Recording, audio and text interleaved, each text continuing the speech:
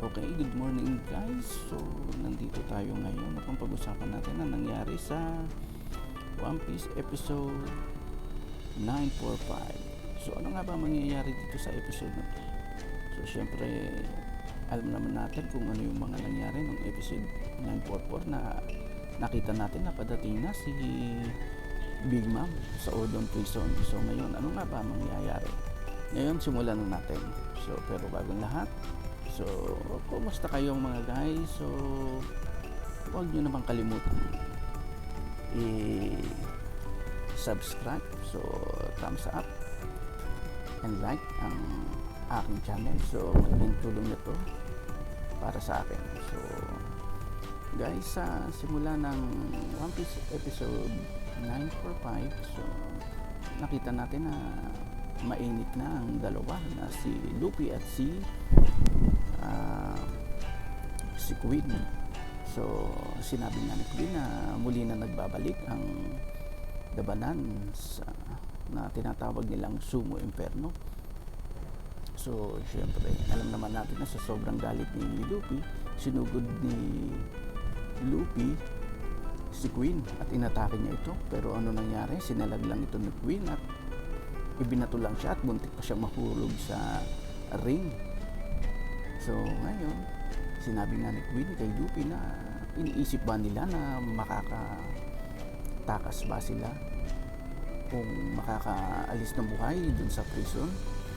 Pero syempre sabi ni Queen hindi niya papayagan na makaalis o makatakas sila Luffy ng buhay. So bago ba man magsimula ang mainitang laban dahil seryoso na nga yung dalawa, bigla silang may narinig na kaguluhan or kaingayan sa labas sa may gate. So nagtanong ngayon si Queen sa kanyang mga alagad na kung ano yung kaingayan at kaguluhan na nangyayari sa labas. So alam naman natin kung ano ang dahilan ng kaguluhan. So eto na nga, dumating na nga si Big Mom. So syempre alam naman natin na maraming gate at matitibay ang gate ng Odom Prison, kaya malabong may makatakas dito.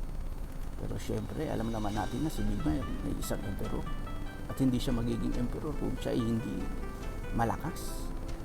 So tinangkang buksan ni Big Mom o sirain ang gate.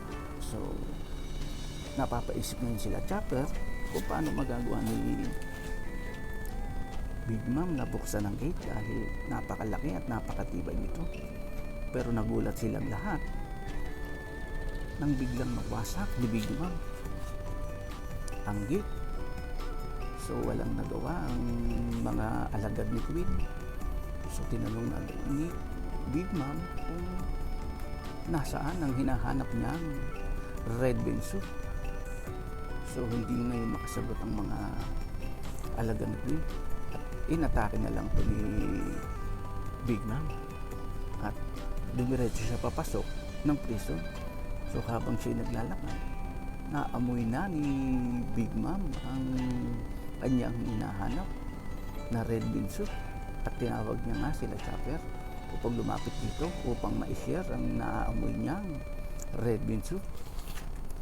So nagulat na lang sila Queen ng unti-unti nilang naririnig na papalapit ang ingay at kaguluhan sa kanila. So eto na, pagsabog ng isang gate, pagkasira, biglang dumitaw si Big Mom at gulat na gulat si Queen dahil ang pagkakaalam niya si Big Mom ay nalunod na at ang barko nila ay lumutog sa kagagawan ni King. So kaya gulat na gulat si Queen kung bakit naandun si Big Mom.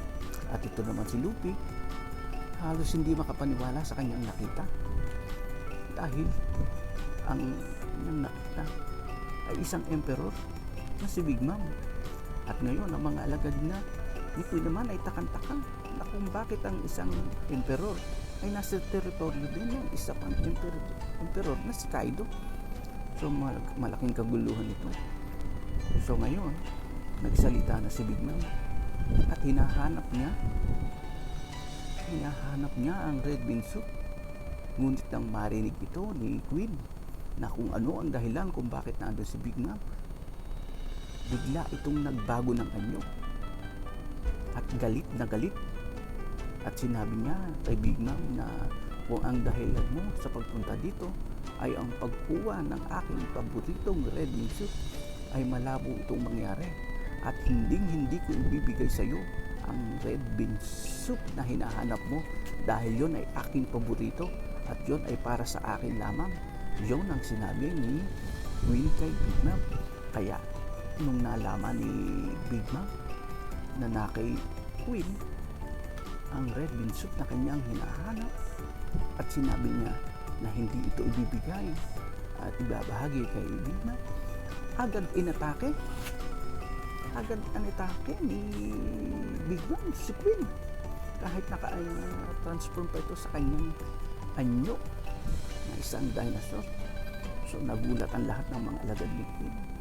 Takang-taka sila at dahil inatake at isinubsob lang ni Big Mom si Queen. So ngayon, ito naman si Luffy ay gulat na gulat. At nung malaman ni Luffy na ang kanilang pinagtatalunan ay ang red bean soup, ay agad sinabi ni Luffy na napakasarap talaga ng red bean soup at kaya ito ay kanyang naubos. At nang marinig naman ni Big Mom na inubos ni Luffy ang red bean soup at wala na, at laking gulat nga niya nang nakita niya nga yung lalagyan ay wala ng laman.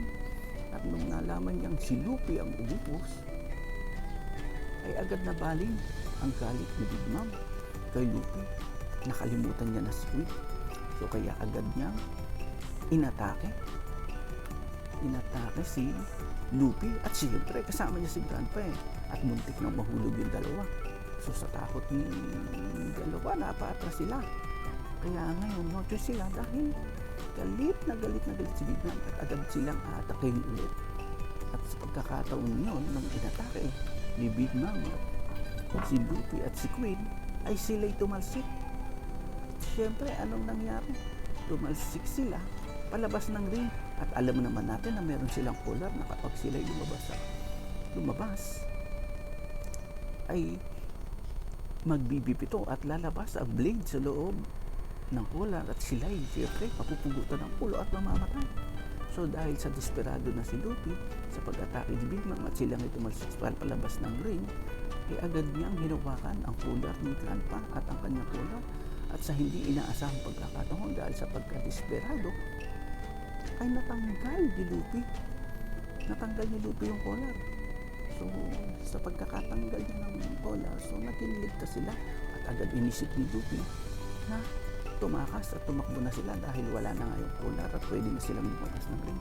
Pero nagulat si Luffy nang nakita niya si Grandpa, si Hyogoro, si Grandpa ay hindi umaalis ng ring. At ang bigla niyang sinabi kay Luffy na ito na ang pagkakataon para mag-training, ituro ang tamang training kay Luffy, dahil ang ginawa ni Luffy na pagtangkal ng collar ay higit pa sa kanyang ituturo na Rio kay Luffy. Kaya iniisip niya na kakayanin ni Luffy na masabayan o malampasan ang atake na gagawin ni Big Mom sa kanila. So dahil nga sa pagkakasabi ni Grandpa niyon kay Luffy, ito namang si Luffy ay sumang-ayon at agad siyang pumuesto upang harangan o salagin ang atake gagawin nila kay Big Mom. At dahil nga sa kumpiyansa ni Luffy, sinabi ni Grandpa, ay sinabi pa nito na kay Big Mom na, sige Big Mom, lumapit ka dito at atakihin mo kami. At inilagay ni Luffy ang kanyang haki sa kanyang mga kamay. At eto na nga, subugod si Big Mom. So anong nangyari?